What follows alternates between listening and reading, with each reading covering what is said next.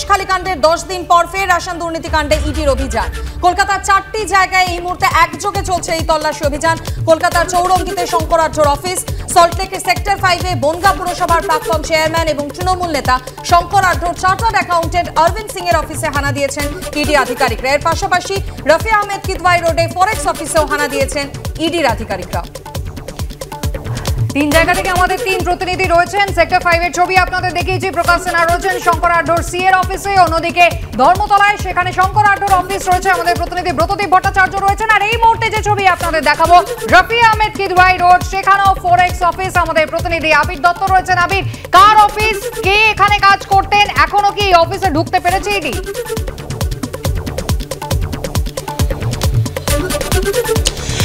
দেখো, এখনো পর্যন্ত এই অফিসে ঢুকতে পারেনি এনফোর্সমেন্ট ডিরেক্টরেটের গোয়েন্দারা। তারা বাইরে রয়েছেন এবং 112 কলিং স্ট্রিট ঠিক রফি আহমেদ কিদওয়াই রোডের পাশেই এখানে ইতিমধ্যে তারা এসে পৌঁছেছেন। একটি ফরেক্সের অফিস এবং সেই অফিসে অ্যাড্রেস তারা পেয়েছেন এবং সেই অনুযায়ী তারা এখানে এসে পৌঁছেছেন। বারবার করে জিজ্ঞাসাবাদের প্রক্রিয়া চালানো হচ্ছে। অন্যদিকে যে ছবিটা আমরা দেখছি, প্রচুর সংখ্যায় মানুষ এখানে উপস্থিত হয়েছেন এবং তাদেরকে কিন্তু এখান থেকে সরিয়ে দিতে বারবার করে সেন্ট্রাল ফোর্সের তরফ থেকে কিন্তু বলা হচ্ছে। দেখাই যাচ্ছে সেন্ট্রাল ফোর্সের জওয়ান তারা একেবারে যে সিদ্ধান্ত হয়েছিল হেলমেট পরে, তাদের জ্যাকেট পরে তারা লাঠি হাতে থাকবে এবং তারা কোনোভাবে যখন রেড চলছে তখন কাউকেই এখানে তারা থাকতে দিচ্ছেন না, এখান থেকে সরিয়ে দিয়ে প্রতীককে বলবো দেখানোর জন্য। ইতিমধ্যে 112 কলিং স্ট্রিট রফি আহমেদ রোডের পাশেই এখানে ইতিমধ্যে এই ফরেক্সের একটি অফিস, সেই অফিসে বিষয় নিয়ে তথ্য জানার জন্য তারা ইতিমধ্যে এসে পৌঁছেছেন এবং বাইরে জিজ্ঞাসাবাদ এবং ভেতরে দেখা যাচ্ছে যে গেট তালাবন্ধ অবস্থায় আছে এবং সিল করা আছে, অর্থাৎ এর আগে তাদের তরফ থেকে এখানে আসা হয়েছে এবং ইতিমধ্যে সিল করা এই যে ফরেক্সের অফিসটা, সেই অফিসে তারা কিন্তু তল্লাশি অভিযান চালানোর জন্য তারা ইতিমধ্যে এসে পৌঁছেছেন। প্রতীক রায়, আমার ক্যামেরা পার্সন, দেখাচ্ছে সেই ছবি।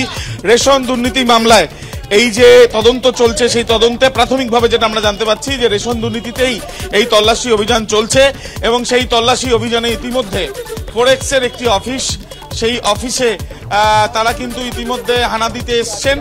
ইতিমধ্যে এর আগেও তারা এখানে এসেছিলেন যেটা জানা যাচ্ছে এবং সেটা ইতিমধ্যে সিল করা রয়েছে এবং সেখানে তল্লাশি অভিযান চালানো হবে।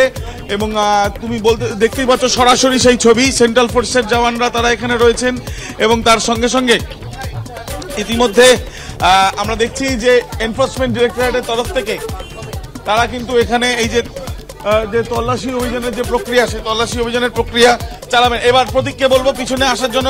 ইডির তরফ থেকে যেটা জানানো হচ্ছে তারাই তল্লাশি চালাতে চান এবং মহিলা ফোর্স তাদেরকেও কিন্তু এখানে আনা হয়েছে। মহিলা ফোর্সরাও সিআরপিএফ এ তারাও এখানে রয়েছেন এবং এই যে তল্লাশি অভিযান চলছে, সেই তল্লাশি অভিযান রেশন দুর্নীতি কাণ্ডে এমনটাই ইডি সূত্রে জানা যাচ্ছে এবং কোনো অবস্থায় কাউকে এই এনফোর্সমেন্ট ডিরেক্টরেটের যখন তল্লাশি অভিযান চলছে তখন আশেপাশে কাউকে আসতে দেওয়া হচ্ছে না। এবং ইতিমধ্যে আরো একবার ছবিটা দেখাতে বলবো, প্রচুর ফোর্স ইতিমধ্যে এই কলিং স্ট্রিট রফি আহমেদ কিদওয়াই রোডের ঠিক সমান্তরাল ভাবে এই কলিং স্ট্রিটটা থাকে বা কলিং স্ট্রিটটা রয়েছে এবং সেখানে 112 কলিং স্ট্রিট, সেখানে তারা তল্লাশি চালাতে এসছেন এবং এই যে ফরেক্সের যে অফিস রয়েছে যেটা তাদের কাছে খবর ছিল,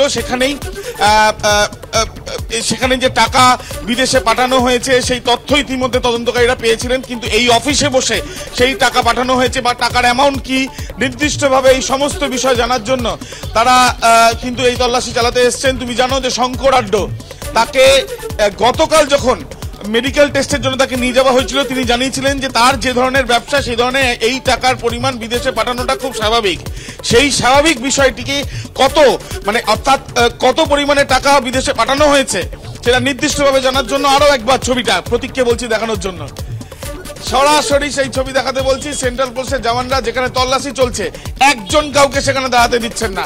শুধুমাত্র জওয়ানরা তাদের যে জ্যাকেট থেকে আরম্ভ করে হেলমেট এবং অন্যান্য ইকুইপমেন্টস যেগুলো মেনটেন করতে বলা হয়েছে সেগুলো তো করছেনই মহিলা সিআরপিএফ বাহিনী, মহিলা জওয়ান তারাও কিন্তু এখানে রয়েছে এবং মহিলা সিআরপিএফ বাহিনীর তরফ থেকে এখানে রাখা হয়েছে তার একটাই কারণ, যে ঘটনা সন্দেশখালীতে ঘটেছে যাতে কোনো রকম ভাবে সেই ঘটনার পুনরাবৃত্তি যাতে কোনো জায়গায় না ঘটে, সেই জন্য এই প্রিকশনটা নেওয়া হয়েছে।